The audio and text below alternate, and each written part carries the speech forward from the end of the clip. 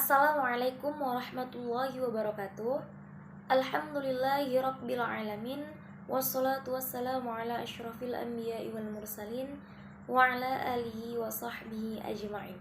Amma ba'du. Perkenalkan, nama saya Khairunisa Rangkuti dengan NIM 0103 223035 dari kelas PMIB. Untuk kali ini saya akan membahas tentang memperkenalkan hadis Nabi Shallallahu Alaihi Wasallam. Materi yang akan saya bahas, yang pertama hadis, kedua sunnah, ketiga khobar, keempat atsar, dan yang kelima kedudukan dan fungsi hadis. Baiklah, langsung saja saya akan masuk ke pembahasan yang pertama, yaitu hadis.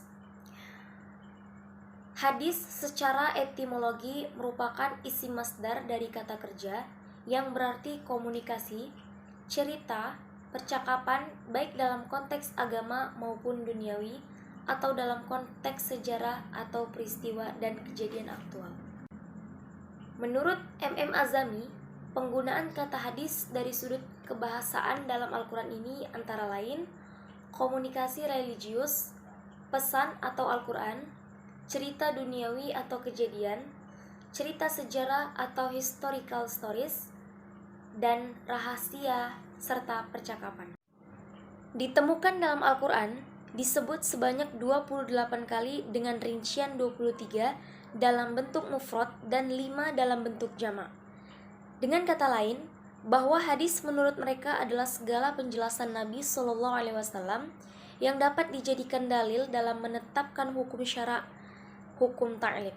Yang pertama wajib, kedua haram, ketiga mandub, keempat makruh, dan yang kelima mubah sesuai dengan sigot yang ditunjuknya.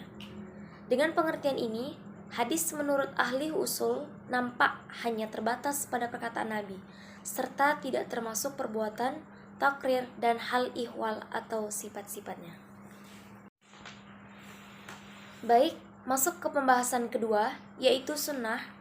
Sunnah secara etimologi berarti jalan lurus dan berkesinambungan, yang baik maupun yang buruk.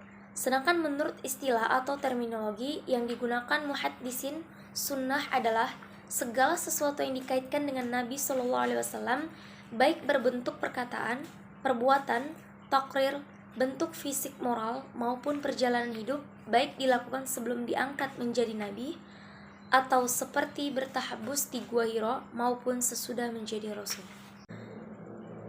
Masuk ke pembahasan ketiga, yaitu khobar.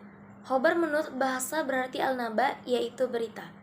Sedangkan menurut istilah terdapat 3 pendapat. Yang pertama, khobar adalah sinonim dari hadis, yaitu sesuatu yang disandarkan kepada Nabi Shallallahu Alaihi Wasallam dari segi perkataan, perbuatan, takrir, dan sifat. Yang kedua, khobar berbeda dengan hadis. Hadis adalah sesuatu yang